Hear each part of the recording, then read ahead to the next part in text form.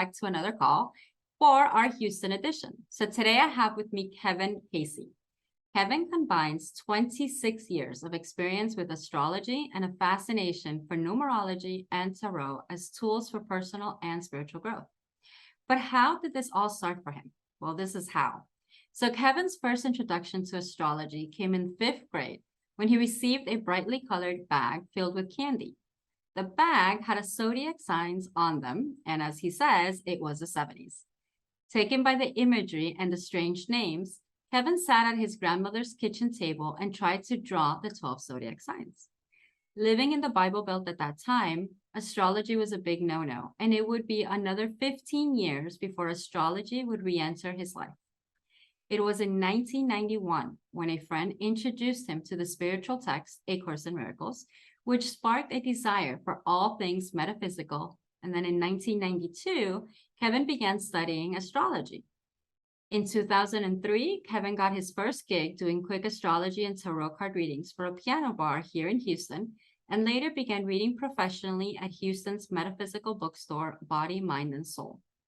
Ever since being a teenager, Kevin's had the undying passion for pop music, and he loves to look at pop culture through astrological and metaphysical eyes. Kevin, thank you so much for joining me today. Oh, thank you for having me, Angie. So actually, I'm actually glad you're here. That's what I was going to say. I met you at that store. Right. Yes. Okay. Long story short, I don't think I've ever shared this with you. Going through the names of the website, I'm like, okay, who's going to do my reading? Ooh, he does readings, astrology and tarot. He's the one I'm choosing. Like that was basically how I got to you the first time. And well, like I just said, I go to you for my astrology. So thank you for all the information you've always given me. Oh, yes. Thank you for coming to me. It's awesome. And thanks for asking me to be here today. Yeah, of course. So I did want to talk to you. I already know a little bit more about your background, and we just shared it with everybody. I did not grow up in the belt, like it's called, the Bible Belt. Yes. How was it for you because obviously in the 5th grade, something called your interest, right? And then living there, and you didn't start again until 15 years later. What was that difference? What happened?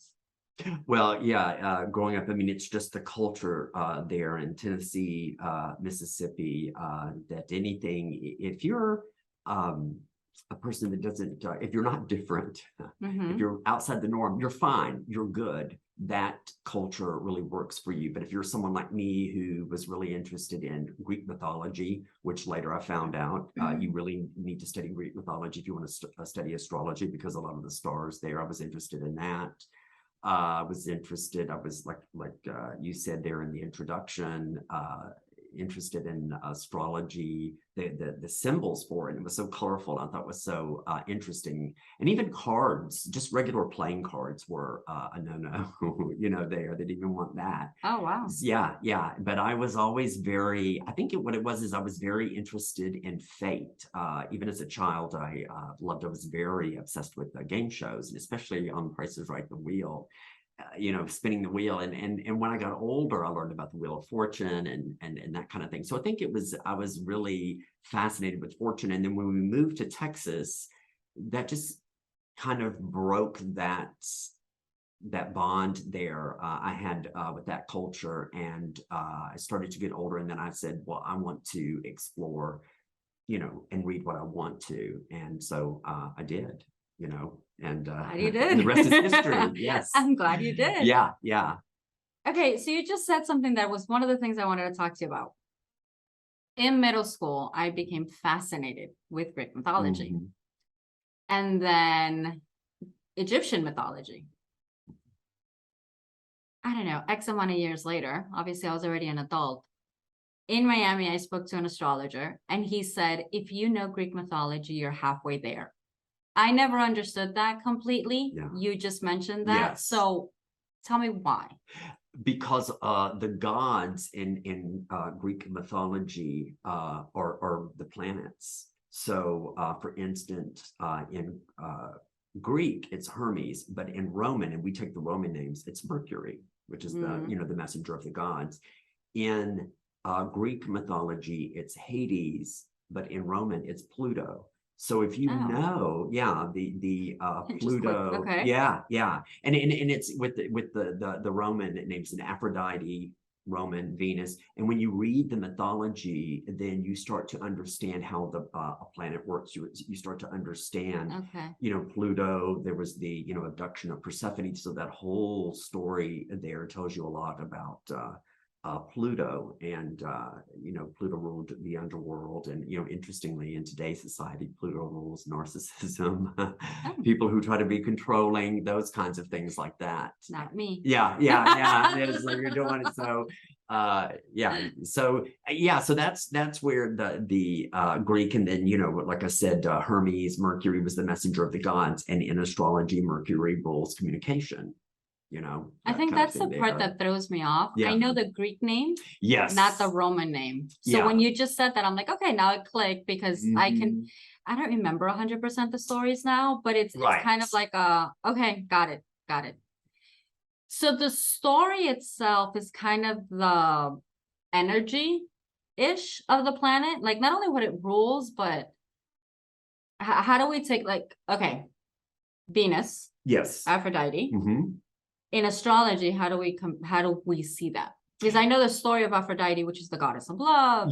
Yes. Okay. And that is exactly what you see happen. Venus rules relationships. So if you take a planet, let's say the planet Venus, which rules Taurus and Libra, then you know, just from the rulership of the planet Venus and the goddess Venus, that both of these signs are going to have an eye for beauty. Okay, both signs, and especially Libra, relationships are going to be very important for them because it's Venus. You forgot I'm Libra. Oh, I did. That's all making faces like, Yes, yeah. So Libra, and Libra, like, well, this is why your office looks, everything looks so nice here. It's Libra. I always tell people, you know, Libras are going to be natural designers. It's the same thing with Taurus. Taurus loves, it's a very sensual sign. If you ever go shopping with the Taurus, you'll see them going like, oh, look, feel this, smell this, or oh, this tastes good. Those are all, you know, Venus also rules pleasure. So, okay, you know, so you can start to see kind of what the signs are going to play out once you know the planet they're connected with. And if you know something about the mythology, you don't absolutely have to, but if you do, then you kind of will start to know something about the signs got it too. Yeah. Okay. Mhm. Now the one thing I did want to talk to you, because we are under the, well, I'm going to put this conversation under the Tarot and Oracle cards playlist. The other thing with you is that you are able to also do the Tarot cards. Yeah. We'll get to that part in a bit. Do you relate the Tarot cards with astrology, or do you just use both tools and combine them? Does that make sense? Yeah, I do kind of combine them, but I do look at, because every tarot card, like in the major, the first 22 cards of the deck are all associated with a planet or a sign. So I do take that into account. And what I do with the readings is I look to see what the tarot, so it's going to fill in things, or it's going to back up what the chart says. But I do pay attention in the tarot with the sign or the planet that the card is connected to. Okay. Yeah. See, I forgot about that part. Yeah. Okay. Yeah. Right. Especially in relationship readings. So if someone gets like say for instance, the Justice card, I might say, okay, that might be a Libra that you meet.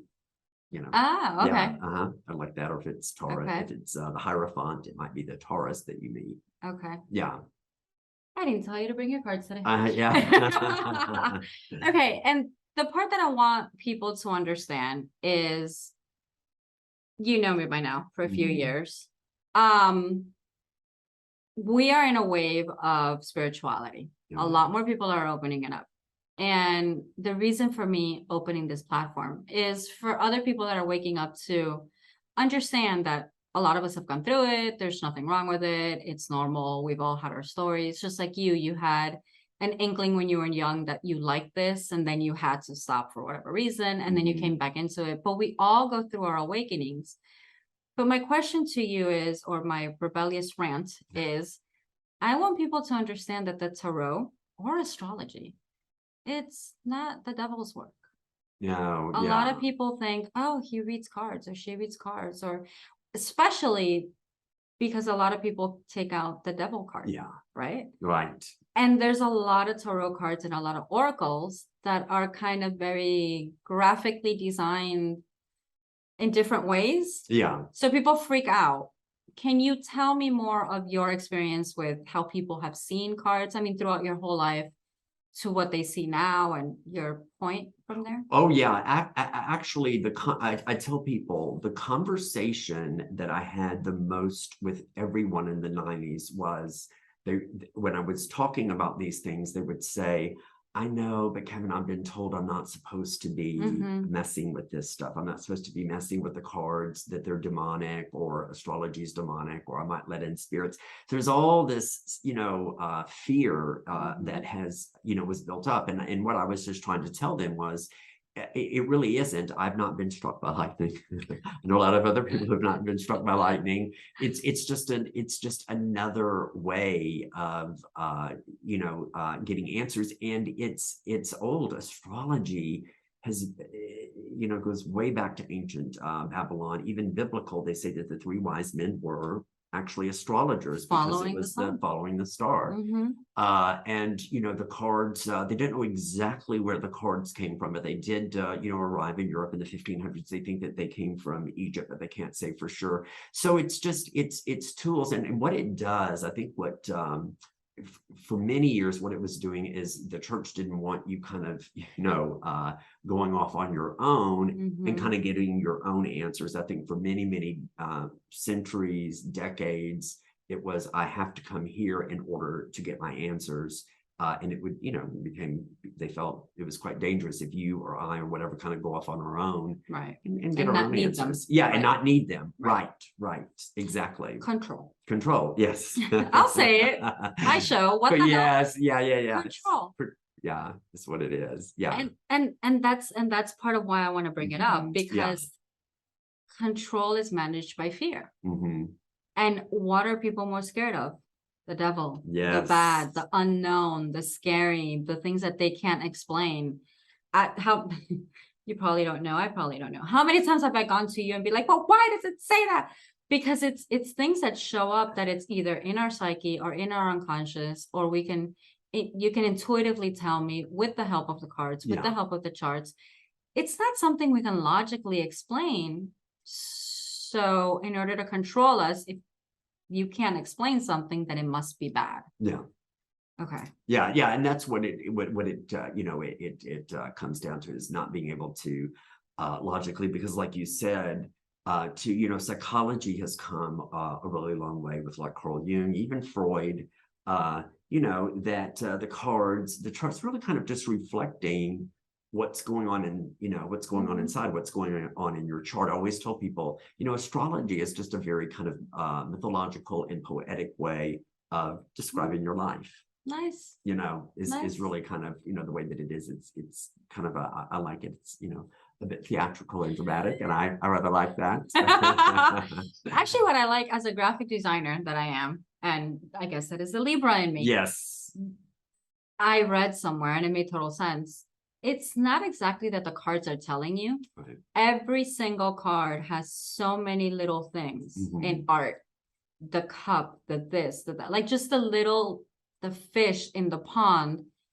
Right. It's whatever comes out to you, because those are the things that are in our unconscious. Now, this is a part I'm not sure. Yeah. If the drawing itself is like the representing of some kind of archetype that means something, and our subconscious is the one that translated, and then that's what pops out. Because I know when I play with my cards, like I may not know what the exact meaning of the card is, but I know one tiny little thing in that card drew my eye, and that was what I needed. Yeah. Right. That's why that's so important. And that's why some people who are like yourself, who's a designer, would probably be very drawn to tarot, because it is a visual, it's visual. So like you said, it could be the fish, go, oh, I know what that means. Or, the moon, it's like, oh, that's a full moon. Full moons kind of make people crazy. I feel kind of crazy right now. So, that's exactly what you do. It might be a color. It might be the number. Okay. That's all it is. And you're looking at what it is that first draws you and what that means for you. It's almost like a tarot card is almost like kind of a dream interpretation. You know, you've got all these Okay. different kind of images, you know, and it doesn't look like it would make sense, just like your dreams sometimes don't. But if you take the symbols, then you're able to kind of put something together there. Okay, so I'm Yeah. gonna share something with you now that just happened to me. Previous to our recording, I told you that I 2 days ago recorded with somebody who's doing tarot on wheels. She has a little school Oh bus. yeah. On our pre-recording, she was asking me how I was, and I literally looked at her and I was like, I'm dead tired. I had like the weirdest dream. That's how I'm saying it. I had the weirdest dream, blah, blah, blah, blah. I told her my dream. It really was weird. And somewhere in this chaos, they leave this in the dream, the bad people leave in front of me this little dog this big. My shoe was bigger than the damn dog. And it was a cute little fluffy thing that even in my dream, obviously it's my dream, I get to be as sarcastic with it as I am in real life. Even in my dream, I looked at him and I was like, that's my guard dog? Like, how can I be scared of, like, are you serious? Why are you leaving this big, horrible person was leaving this little fluffy thing to like scare me? So I was confused. Yesterday, I was working on the computer on something and it clicked. I was like, wow, it literally was sarcastic. It was showing me, why are you scared of this big thing that I've been dealing with? Why are you scared of this big thing? It's a little fluffy thing that you can kick with your foot. Like, seriously. And it was the interpretation, but it took me a bit. Yes. It took me a bit. Yeah, sometimes you have to be with it. It's just like with your dream. Sometimes you go like, what does that mean? And you have to just kind of sit with it. And like you do, if you sit with it, you know, and I think that's another thing, Angie, that's very different. You know, in church, they will tell you, you know, what to read, how to interpret it, what to do. So you don't have to think about anything right there. See, for you, you had to kind of just sit with that. Like, what does that mean? And then it came to you. Yeah. You know, it's like, oh, wow, I'm kind of freaking myself out when I don't need to, when it's really like this little small thing. And it was fluffy and it was cute. And it was like, why was I even speaking? But the funny thing is, even in the dream, which we can relate to real life, even in the dream, I looked at it like, that's supposed to guard me? Like, really? And then in real life, it's kind of like well, I already even knew that shouldn't have scared me. Why am I letting it, like, it's just that connection. Yeah. Yeah, it's weird. Okay, and so. It comes to you, yeah. Sometimes. Yeah. Sometimes. And sometimes you have to call someone, get help. Yeah. Now, I've never asked you because I always know you have tarot cards. Do you work with or have you played with the oracle cards? Any oracle? Oh, yeah. I bought, I remember back in 99, I was with a therapist and he had these angel. They already had some cards and he had these angel cards and it was a deck from house called Healing with the Angels. So I ran, it was funny. I was working at the gallery at the time and the bookstore had them. There. I was like, oh wow, so I grabbed them. So, and I worked with those, and then there was a Healing with the Fairies oracle that the same author put out, and I worked with those also. And a lot of times with the oracle cards, they became quite popular because a lot of times you could get a bit more immediate answers with those than with tarot. Tarot sometimes can be a little bit more like the dream, where you have to kind of think about it. With the oracle cards are a little, a bit more straightforward. Well, I mean, I love it because some of the oracle cards have the meaning right in front of it. Oh yeah, right. It's like I don't have to figure out the moon and the fish and and the man with the cup and the king of the wand. Like, no, it's like it's right there in your face. Yes. So from your perspective, and obviously everybody's perspective is going to be different. So I'm not looking for that. Just your perspective. Why do you prefer working with the tarot as your go-to versus oracle, like in your readings and stuff? Because for me, the tarot is because it is a little, you have to do study, which I like, and anything that's, I have to kind of delve in and read and study. It really kind of opens things up a little more and gives me more space to move. I feel like with the oracle cards, which are great, if I pick a card and it says serenity, I'm a bit more locked into a particular meaning. Where with the cards, I have a little bit more room to move. Yeah. No, that makes sense. Yeah. I mean, obviously we're at the office, but at home I have a whole bookshelf of oracle cards. Oh yeah, yeah. Like an entire bookshelf. I collect them. Me too, Actually, I have tons in that of little them. black box, Yes. there's a set. Okay, I know, I've got them all around my house, yeah. And that's the thing. And the other part of it, I think, and maybe it's the designer in me, maybe it's the intuitive in me. I don't know what part of it is. For me, I have a feeling that the oracle cards has kind of made an outlet for people, let's say like myself, that can create a stack, create a deck, and put meaning behind it without actually saying it's tarot, it's this or that. Because I think a lot of us are receiving so much information that maybe it's become a way very popularized. Oh last few years, yes, for sure. yes. But I think it's maybe it's a way that more people are doing it. And because I have, okay, the reason I'm asking is because I have had a lot of people ask me, well, what's the difference between tarot and oracle and what is better? And I can't say either one is good or bad. I mean, it's all intuition, and it's all the message you need to hear. It's going to come out with like a Facebook meme if you need to hear it. Like, right. And you still, and when I tell people, because we get that where I work, they said, what's the difference? And they work the same. Tarot is going to have a system. It's going to have the major arcana, the minor arcana, and then it's going to have the suits. The oracle decks are going to have more themes, which you've probably seen. Like I got the angel deck, then there's a fairy deck, and then there might be one, there was a mermaid deck. Those are the unicorns. The unicorns, yes. Those are the ones I have back there. The unicorn, actually, let me take them out. We'll show them. Those are, you know, and those are good too. And what you said, Angie, is I think it's just kind of opened things up for people who maybe for them, tarot's not for everyone. It's just, it's not. It's for some people, it seems a little dry or a little too convoluted. I just thought of something. Could it be that oracle decks aren't as scary? Oh, absolutely. Absolutely. That's what like, it is. Oh, I've been told not to play with them, but these aren't tarot. These are oracle. Oh, yes, absolutely. And people, I've even had people say, hey, wow, look at this magic of the unicorn.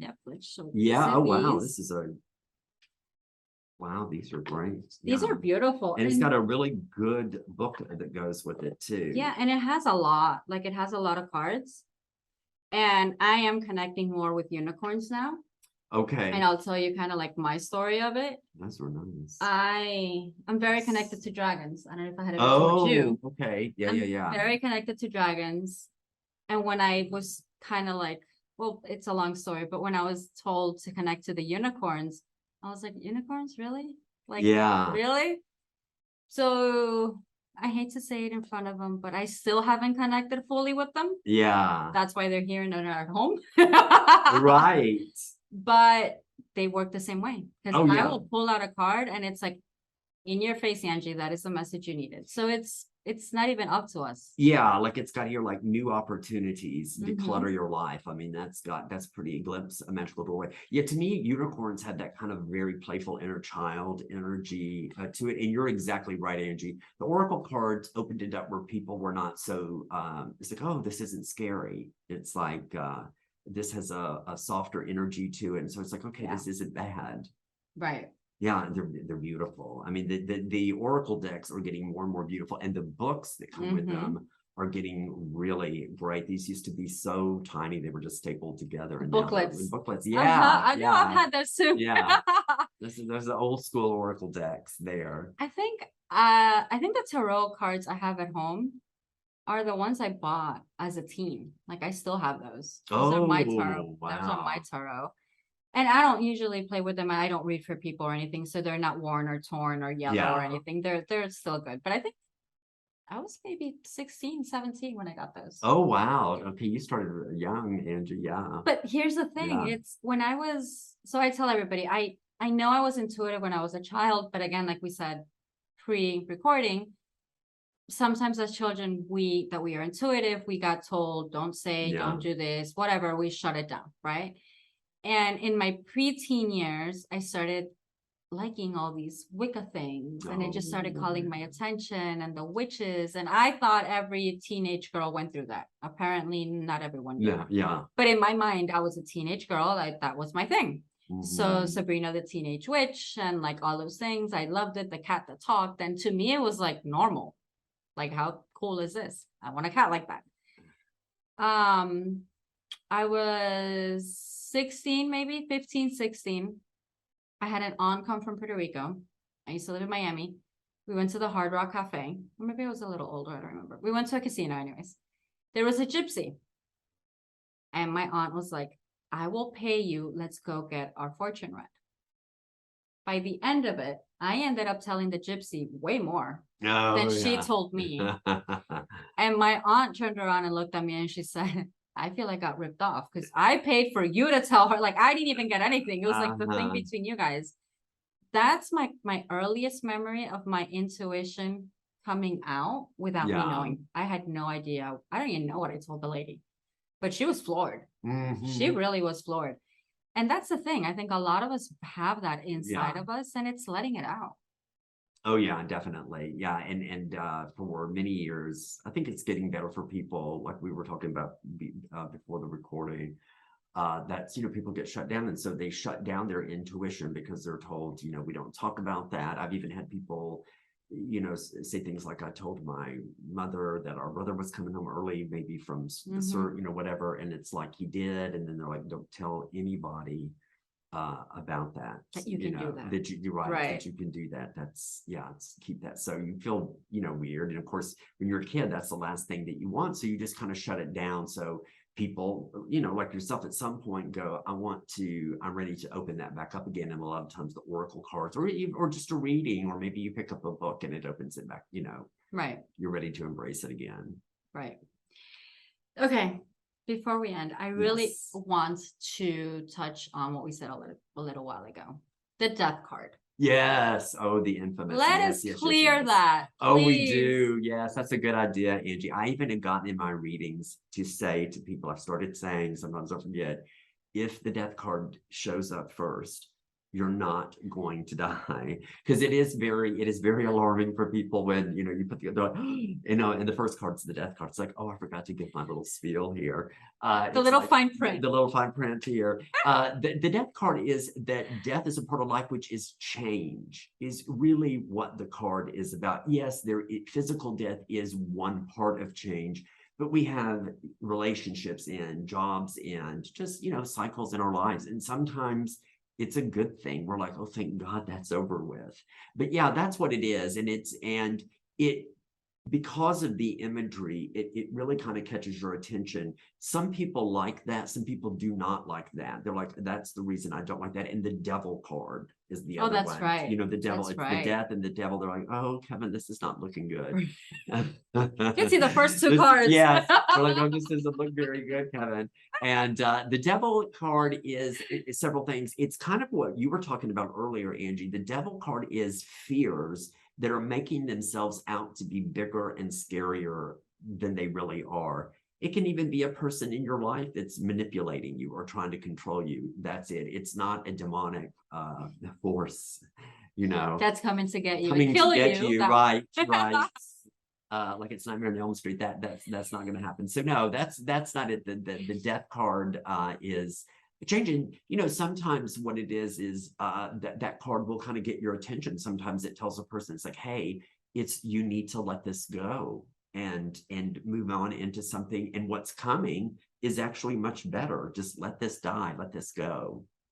But that's part of our human ego. Oh yeah, we don't want to let things. First of all, they have scared us into believing. Oh yes.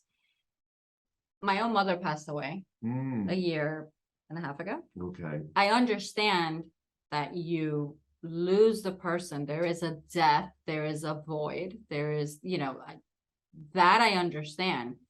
But I know she's quote unquote alive and well somewhere else. Her spirit is not dead. Right. They've led us to believe that death is death. Yes. And I think that's the fear when people see the card. They're scared of death. That is one of the biggest things people are scared of.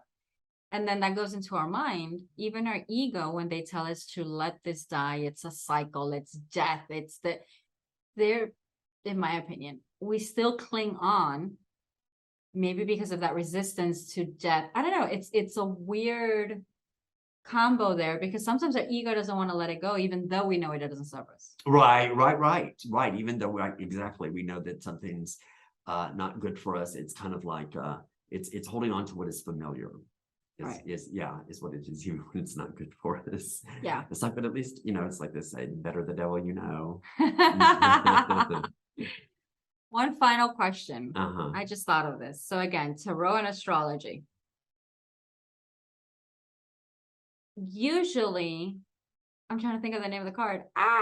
The Empress. Oh, yes. Okay. The Empress, yes. Usually you can relate the Empress to a person in the person's life. Mm-hmm. And you can do that with astrology as well. Mm-hmm. Okay. My question is either or, I know I'm going somewhere. It was, I was told to ask this and I forgot. Either or, when you're using the tarot or using the astrology, if the message is meant to be received by the person, is that a symbol for the person always? Oh, the Empress? Yes. Not all. Depending on where it falls in the spread, it to me usually is, it can be in a part of a spread about what is around you. Okay. Then that could be referring to another person. So there's a couple of positions in the spread that might refer to another person. Otherwise, if it's the first card that comes out of the end, or for me, the outcome, it's the person. Okay, thank you. You just picked up on what I couldn't say. That's what it was. My Yeah. question was more towards the spread. There we go. Yes. Okay, so let me rephrase that because I got lost there. Does it matter where the card lies in the spread that it'll mean something different if it lies somewhere else? That was the question. Yeah. Okay. Yeah. No, you're right, Took me there, but- because what's around you. So if you get the Empress card, it's like this could be your mother, because Empress is mother, what's around you. Now, if it falls in the you position, it's you, and it's a woman, and it's a younger woman. I tell them, if you don't want children, you need to be careful during this period. If you don't want to be, if you don't want to be a mom. So yeah, it really does, depending on where it falls in the spread, and you have to kind of take that into account with the meaning of the card. And that's one of the things. It's probably anybody that learns tarot, is one of the more difficult things, is trying to synthesize the two like that. Because the spreads are important. Oh yeah, because the spreads will kind of tell part of the story. It's like, okay, this is you, this is what's around you, this is the base. And so you have to kind of synthesize the position and what the position means along with the card. And that's probably your biggest hump that you have to get over there. But I always tell people too, also with that, even go with your intuition. If all of a sudden it comes to you that it's something else and it's strong, go with that. So I'm making faces because I don't do spreads. Yeah. I have no idea how to do spreads. Right. My spread is literally, I shuffle my cards and I put 1, 2, and 3, and I read it like a sentence. Oh yes, you can do that. Okay. That is because it makes sense to me, right? Oh yeah. And that's and in fact, a very old one of the person that actually made tarot popular was Taylor from the 1700s, and that is how he taught people to read. Really? Was to read it like a sentence. Like that. Nice. Yeah. And that kind of got lost, and his decks are starting to come back. And that is the way. And he had it where you read left to right, but it's exactly what you're saying. You had keywords, and what he was trying to tell people to do is you form a sentence that way. And that's actually, I wouldn't say it's easier, but I think in a city I think it makes a little bit more sense. Sometimes the spreads get a little convoluted sometimes, I tried. Yeah. I really tried. And it was kind of like going back and forth and this, and what is this card and this, and I was like, screw it. And I'll always put 3 cards. I'll read it like a sentence. Somehow it makes sense because it's weird. Somehow it makes sense. And then I always put the 4th one, kind of like the final summary. Yes. Yeah. And it nails it. It nails it. And then the other part I want to say is, since I said at home I have a lot of oracle decks. Oh yeah. Sometimes who am I going to play with today? Yes. There are days I'll play with 3, 4, 5 of them. And I will do my 3 cards. And would you believe that all the oracle decks being different, the message is still the same. Yeah. It's like a repeat of a repeat, just in different words, but it is the same thing. Oh yeah, I've seen that. I've had it happen to me. I've seen it before, where it's like, okay, we're going to read the tarot, then we read the oracle. It's the same thing that happens. Astrology, then we're going to go over here, and it ends up saying the same thing. Sure. Yeah, with the oracle cards, it's like, gosh, that's 3 different oracle decks, and they're all basically saying the same thing. So that's where you're like, okay, universe, I got it. I got it. Got it. Got it. No, I'm not getting out of this one. Right. That's what I was gonna say. Got it. Now let's see what happens. Yeah. Kevin, we're running out of Yeah, time. oh, thank you so Thank much, you. Angie. No, thank you. I want people to follow you. I want people to connect with you. Where can they reach out to you? Where can they learn more? Yes, at my Instagram is Pop Astrology, and that's P0P Astrology. And also bmshouston.com. That's Body, Mind, and Soul Houston. I read out of there, and it's got my schedule in case you want to book a reading. And I definitely recommend you. Thanks. Thank you so much for coming. Thank you so much, Angie, for having me. Of course. It's awesome. Thank you, everybody. See you next time. Bye. Bye.